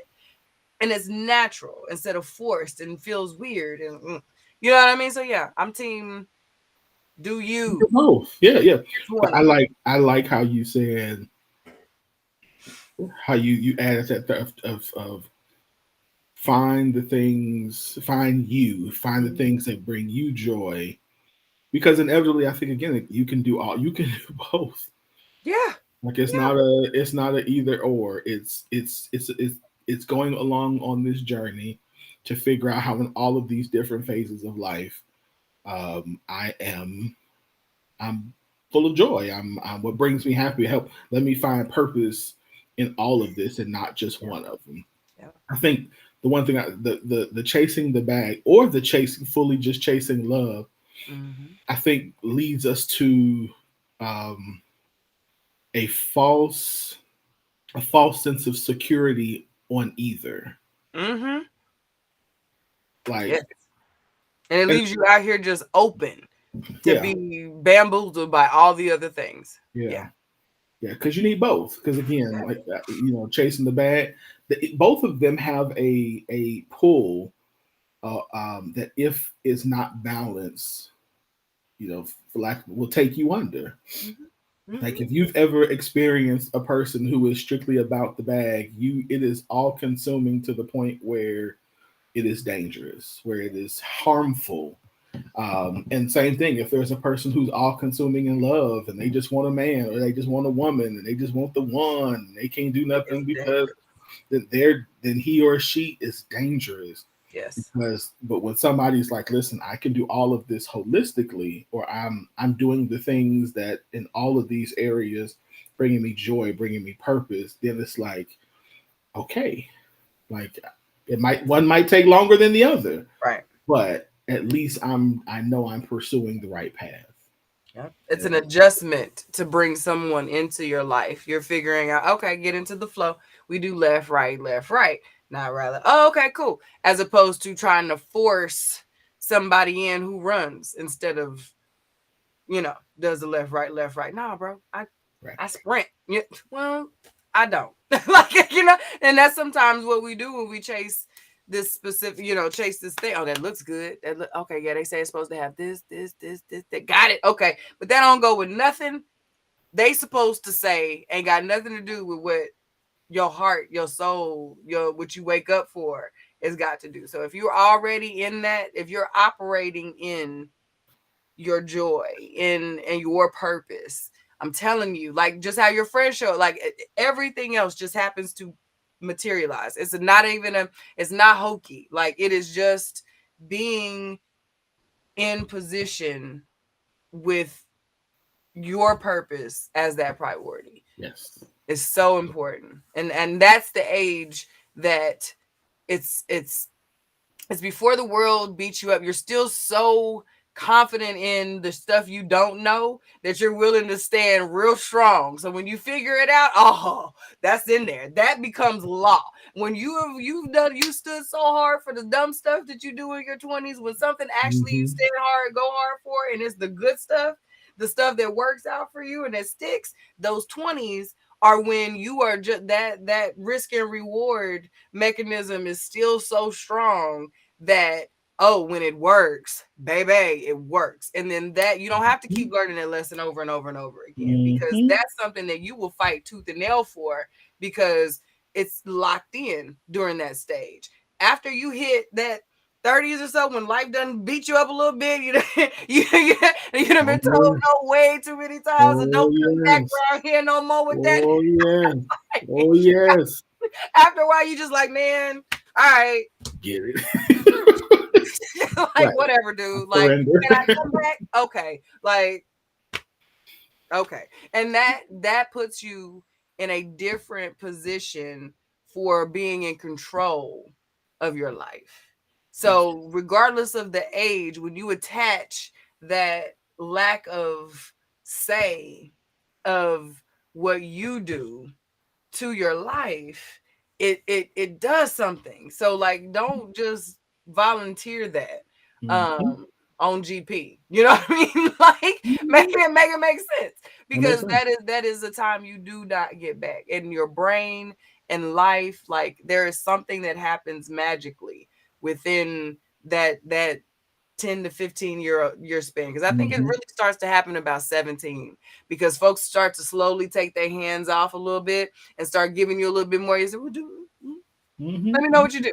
Come back and tell me what you think. You know, then they hit those couple milestones real fast. Graduation, 18, 21. You know, they lived through the 25. Maybe had a degree, had a job, done some things. So there are some things that you just don't do over again.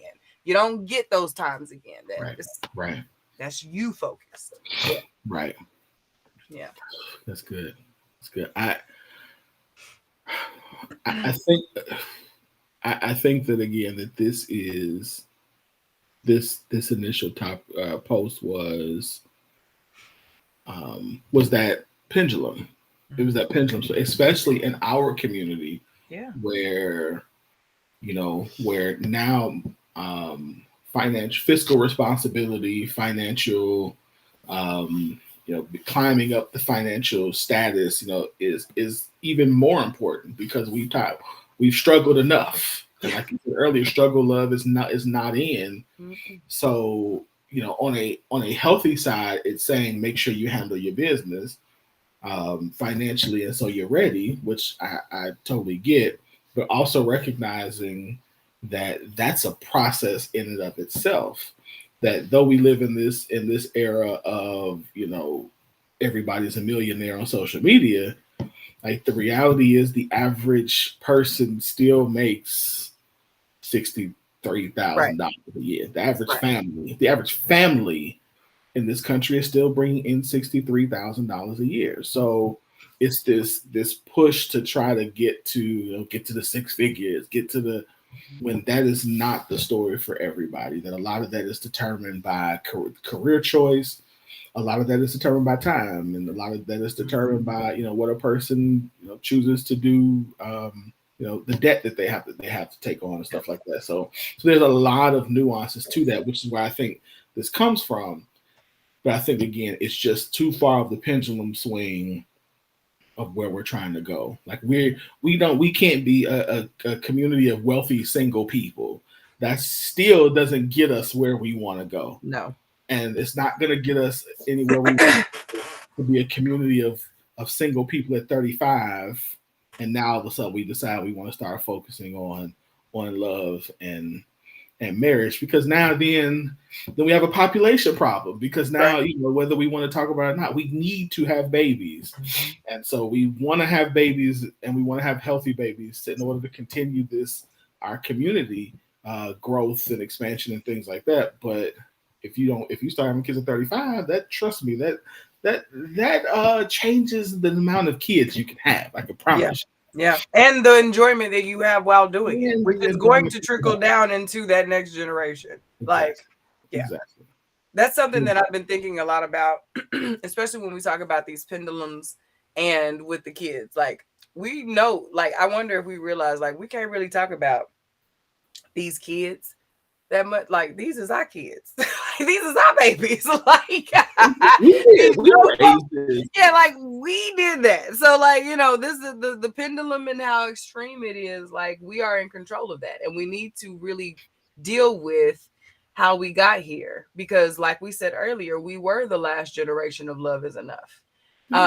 And we were the last because we realized that was not advantageous in the way that it used to be. Not necessarily fully from our parents were crazy and that shit just didn't work. It was more so we were also the generation who was on the cusp of the internet. Like, we are the last generation who remembers pre-internet that had the hybrid. Yeah. Like, legit, you know what I mean? That was still, we learned a little bit in the internet while still we know cursive. You know what I mean? Like, those types of things. And I mean, but those are real things. That's real.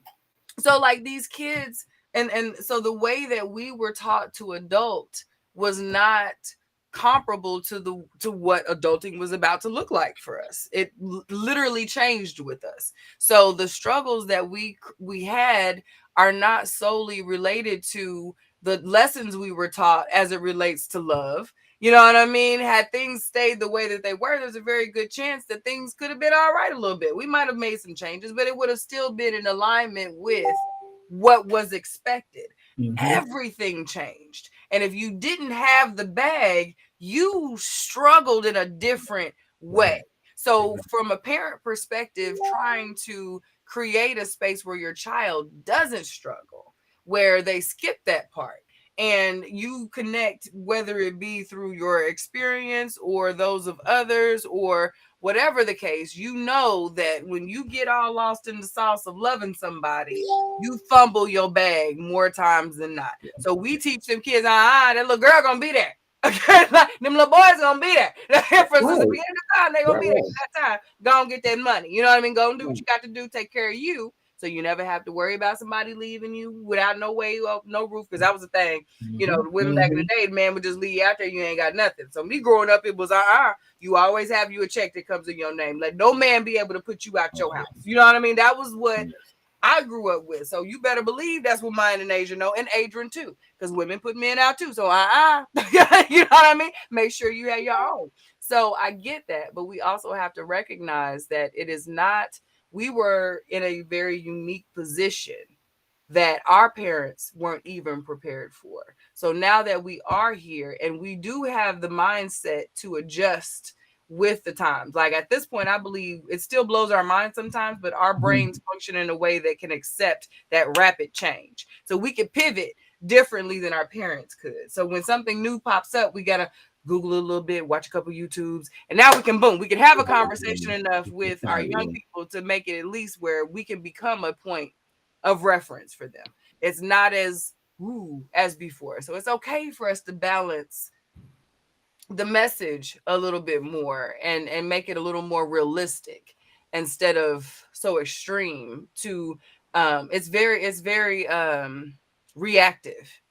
What I think the way that we've done a lot of parenting is reactive from our experiences, not so much of preparing them to avoid making those same experiences, which kind of handicaps them from the confidence of doing it themselves. You put so much fear around a thing, it makes a kid afraid to try. But if you equip them with the things that they need so that they feel like, even though I don't have this experience, I might have a couple of the tools to help me get through it. That riskiness that they have at that age, that's all you can really do. That's really all they're going to do what they want to do anyway. But giving them that tools and that backpack, that is what I think can let you be like, all right, I mean, you gonna do you. At least I know I told you, you know, and I know you know what you're supposed to do, because if you do that or not, I know you know what you're supposed to do. And I think that we are.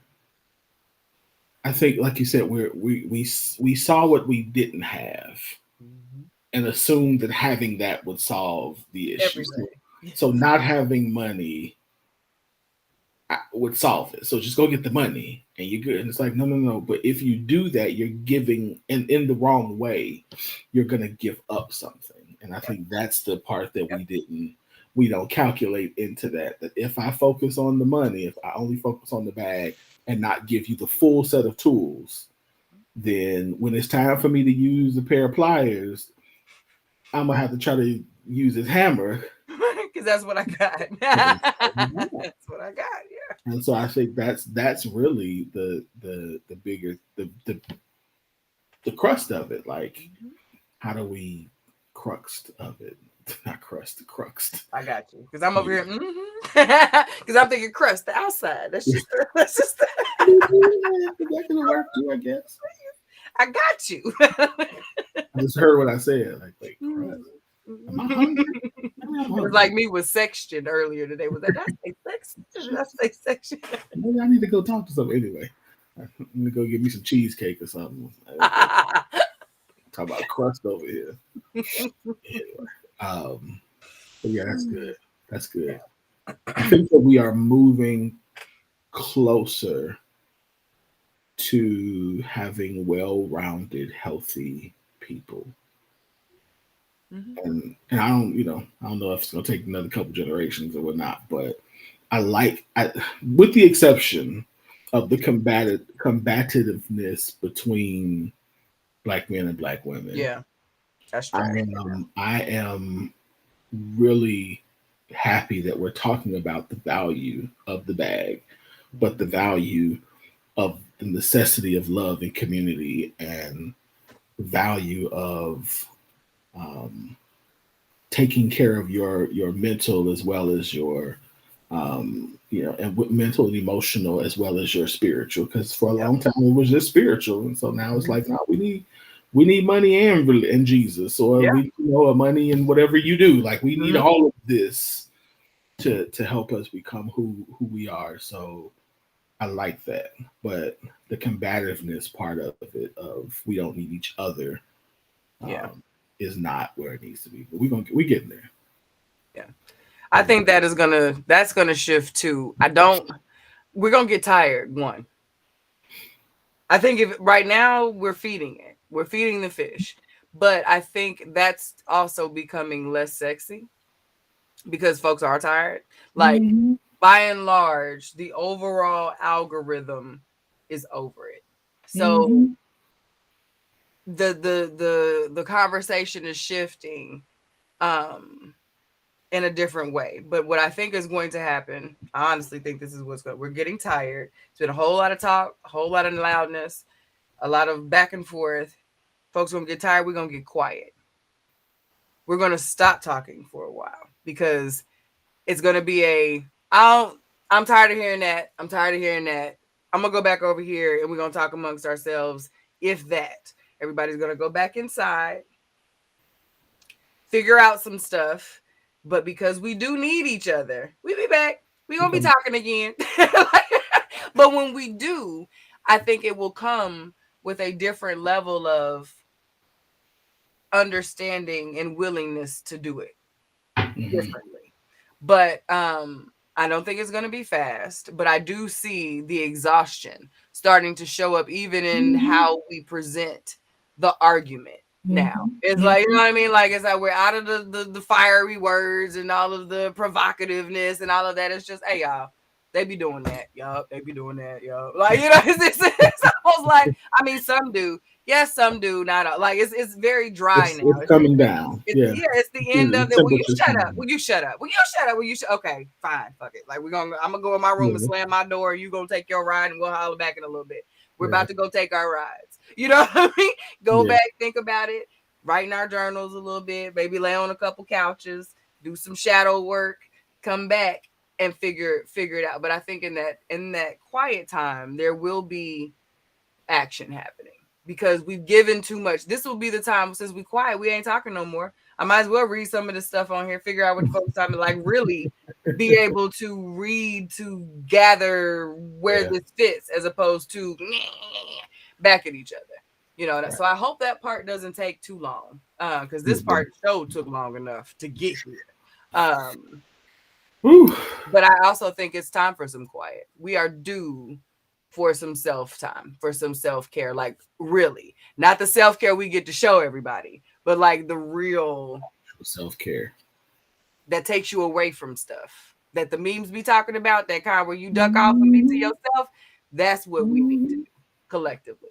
Might not be sexy on the internet. Zuck might be upset for a minute, but when we come back, we'll always have plenty to think about, though. Yeah, we talk about business on here for something. Exactly, we talk about right. Yeah. That's my predictions, though. That's my Q predictions for. I don't disagree with you, and I totally say I hope it does not take a long time. We can't afford for it to take a long time. Exactly. That's what I say. I don't think we can afford for that to be too long. But it's needed.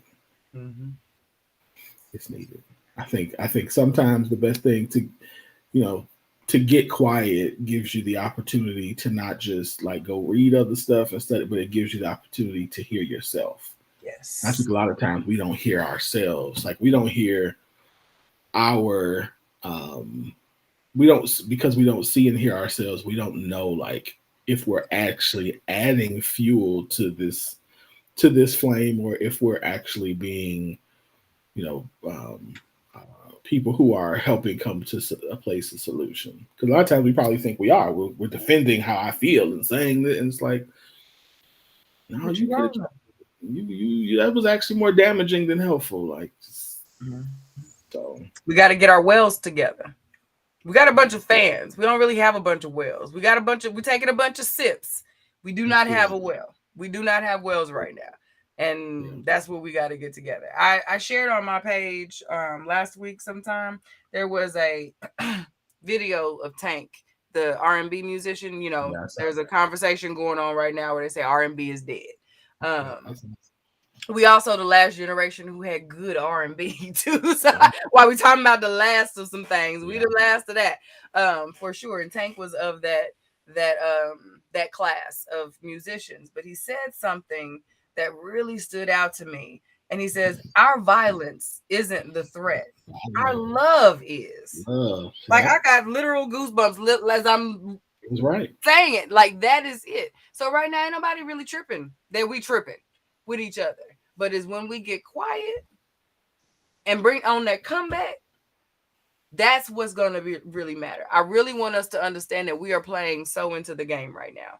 It's almost like we're playing into it, and then we didn't really realize that there was a game. But now that we know though now. Like, so like, let's stop playing that game, because that is truly it. From the beginning, since they brought us over here on that damn boat, it has been the breaking up of our love, our family, our community, our tribe, what we know to be true to us. It's never been how hard we work. It's never been, they never stopped us from fighting. That's why they brought us over here. That's why. Fighting became a whole nother thing. Like, they wanted us to continue to do that. All of those things were used to their benefit, for the profit of, except our love. Mm-hmm. That's the thing that gives us life.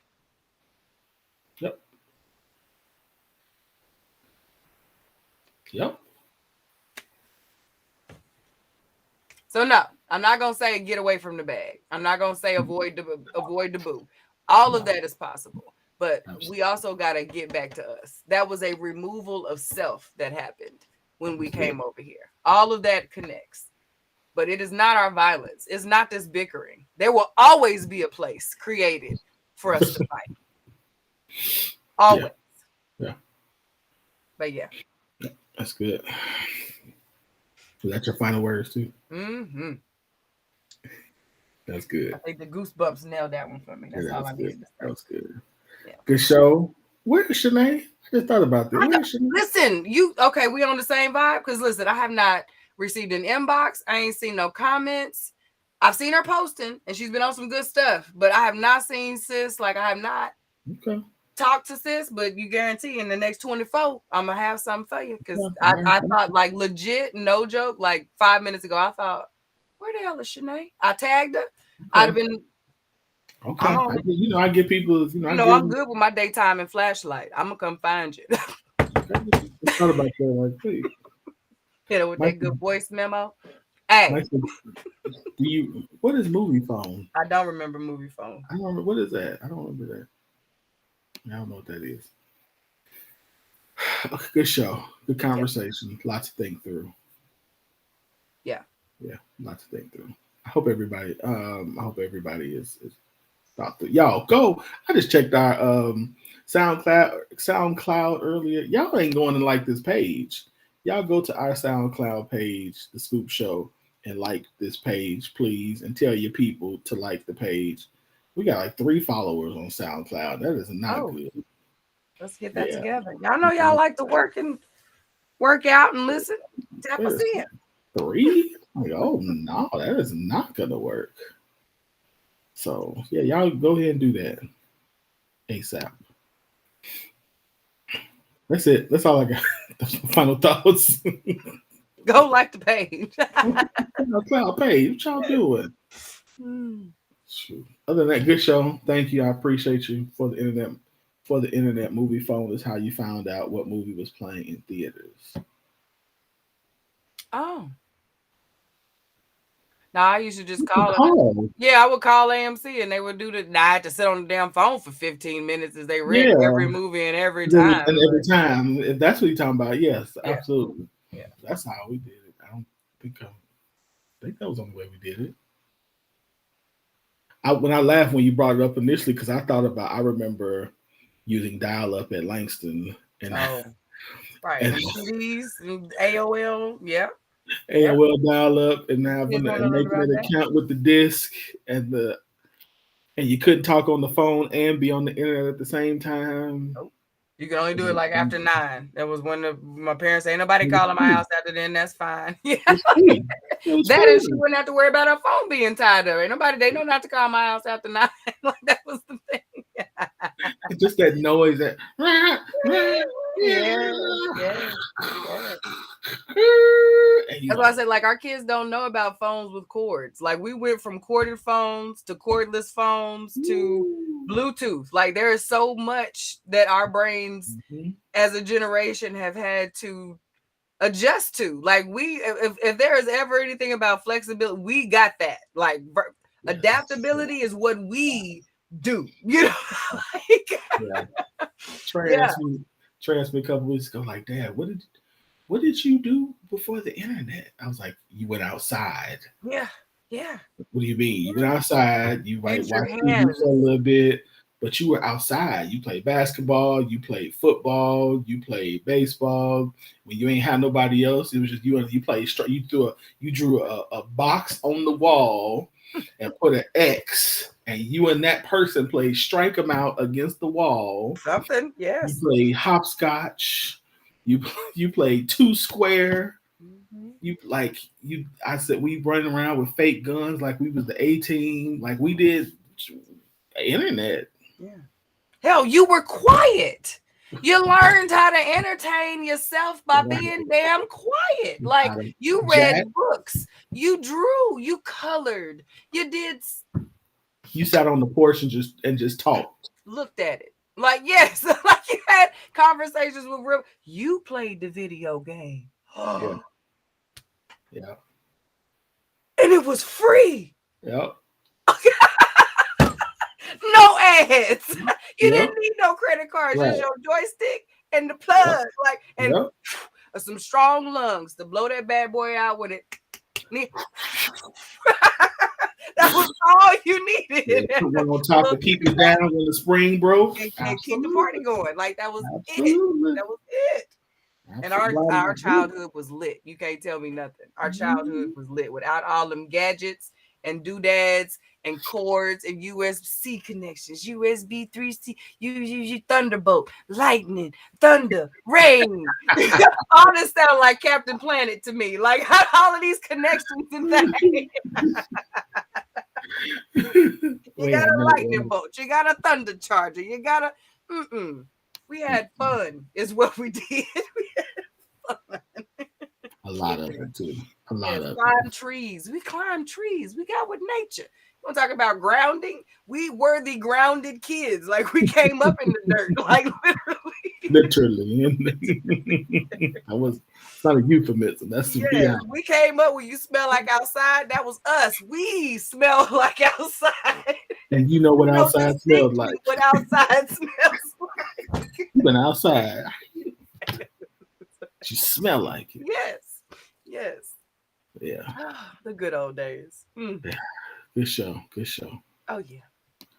That's all right. Be back next week. With a guest. We got a guest next week. Yeah. Ladies, y'all definitely, actually, ladies and gentlemen, want to tune in to this week. We got a guest next week. It's gonna be good. It's gonna be real good. So all right, y'all. That's all I got. Y'all have a good night. See y'all next week. Q, as always. I appreciate you. All right. That's it. Good night. Y'all have a good weekend. Y'all have a good week. Oh man.